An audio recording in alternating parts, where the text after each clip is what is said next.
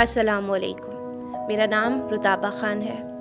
आज जिस टॉपिक पे मैं आपसे बात करना चाहती हूँ वो एक ऐसा टॉपिक है जिस पे बात करना बहुत ज़रूरी है। हम इस बारे में बात नहीं कर रहे हैं, या हम बात कर भी रहे हैं तो वो इतनी कम बात कर रहे हैं कि हर इंसान तक या हर शख्स तक वो बात नहीं पहुँच पा रही है। जैसे हम अदर इश्यूज़ पे बात करते हैं, जो भी हमारी सोसाइटी के इश्यूज़ हैं या पॉलिटिकल इश्यूज़ हैं, हम उन पे बात करते हैं। लेकिन हम एक ऐसे टॉपिक जो इन सब इशू की मेरे नज़रिए में जड़ है, इस इशू पर नहीं बात करते।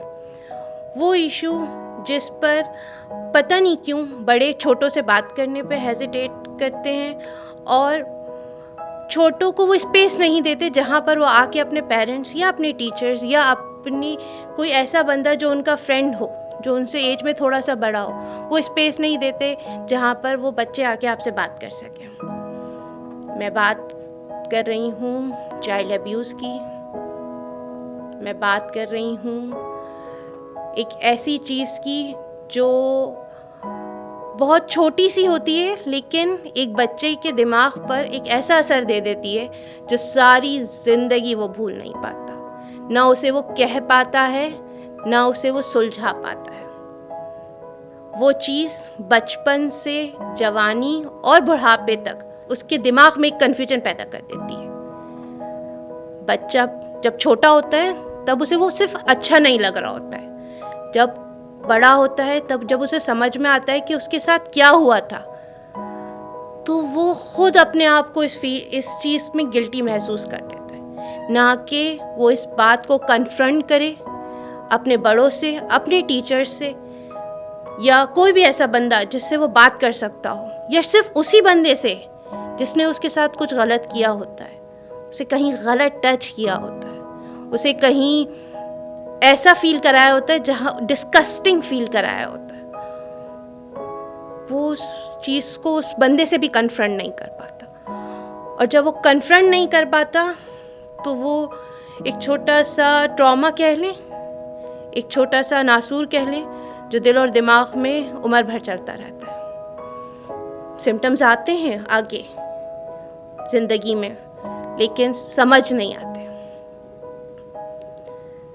टीचर्स इस बारे में बात कर भी लें तो शायद वैसे बात ना कर पाएँ जैसे एक पेरेंट्स कर पाते हैं, या एक पेरेंट्स को करनी चाहिए।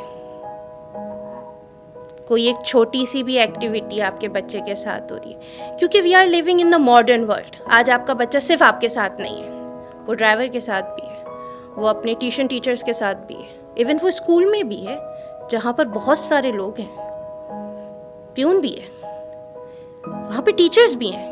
हम किसी एक कैटेगरी को इसमें नहीं कर सकते कि हमारा सिर्फ ड्राइवर के साथ इनसिक्योर है या किसी प्यून के साथ। नो, अगर देखा जाए, आप इसको डीपली देखें तो बहुत सारे पढ़े लिखे लोग भी, जिन्हें हम वेल एजुकेटेड कहते हैं, वो भी ऐसी एक्टिविटीज़ कर जाते हैं कभी कभी जो नाकाबिले बर्दाश्त है। लेकिन क्योंकि हमने इस बारे में अपने बच्चे से बात नहीं की, उसको इस बात की अवेयरनेस ही नहीं दी है कि कौन कहाँ उसे टच कर सकता है, कौन उसके साथ उसे अपनी गोद में बिठा सकता है, कौन उसके साथ क्या एक्टिविटी कर सकता है। हमने अपने बच्चे को ये सब नहीं बताया।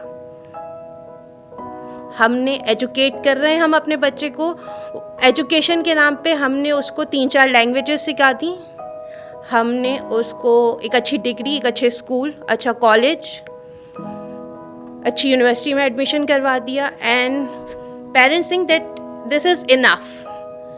शायद हमें अपने बच्चे को सिर्फ इतना देना था।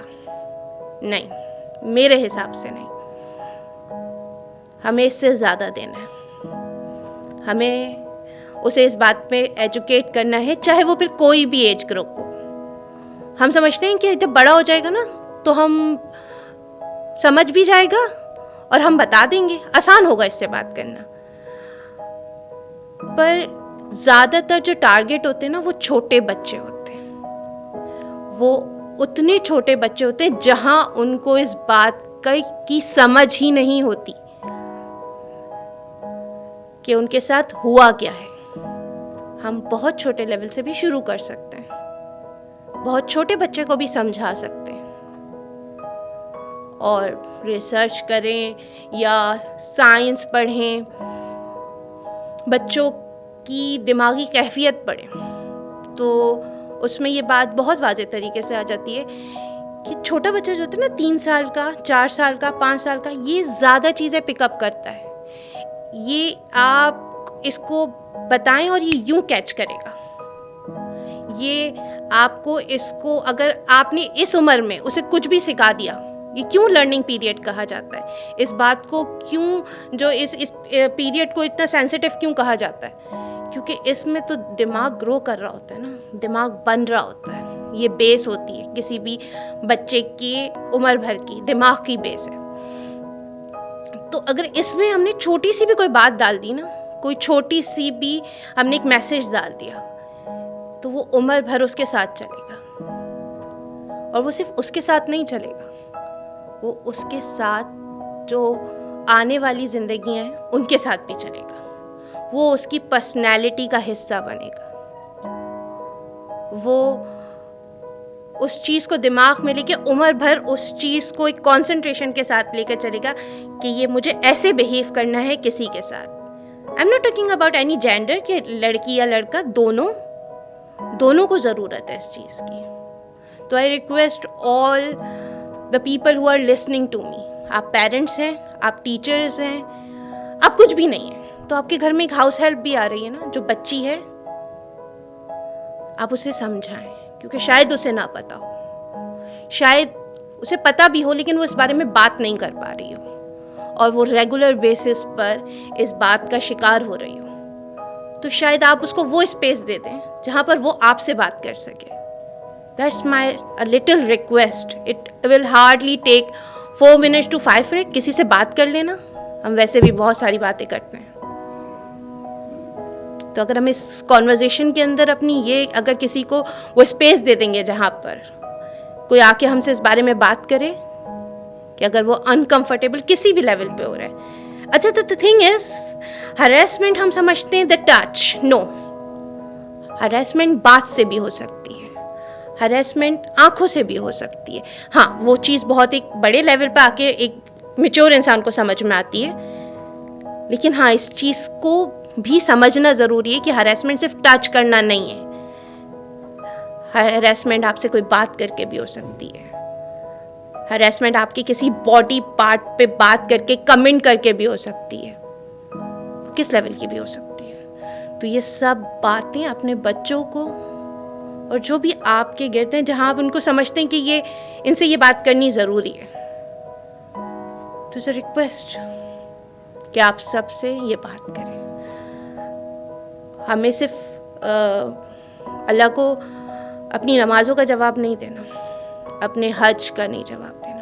ये जो ज़बान दी है ना, इसे कहाँ इस्तेमाल किया, अकल दी, शऊर दिया, इसे कहाँ इस्तेमाल किया, क्या एक्टिविटीज़ की लाइफ के अंदर, उसका भी जवाब देना है। तो ये एक छोटा सा पार्ट होगा आपकी, शायद दुनिया का भी, शायद नहीं, आई एम श्योर दुनिया का भी और आखिरत का भी, कि शायद इससे कोई एक बंदा सेफ हो जाए, कोई एक बंदा इस गलत और इस डिस्कस्टिंग फीलिंग से बच जाए, या कोई सफ़र कर रहा हो तो उसे वो कंधा मिल जाए, वो बात करने के लिए इंसान मिल जाए, जहाँ पर वो अपने दिल की बात कह सके जो किसी से नहीं कह पा रहा। That's a request. उम्मीद करती हूँ कि आप इस बारे में लोगों से बात करेंगे, खुद अपने घर में बात करेंगे। मैं भी कोशिश करूँगी कि ज़्यादा से ज़्यादा इस बात पे बात करूँ, इस टॉपिक पे बात करूँ, प्रोग्राम करूँ, ताकि जो लोग ये नहीं समझ पा रहे हैं कि इस पे बात कैसे करनी है, उनको वो बात करने का तरीका मिल जाए। दुआ करें कि सब इस बात, हमारे बच्चे, हमारे बहन भाई इस चीज़ से सेफ रहें, और कोशिश करें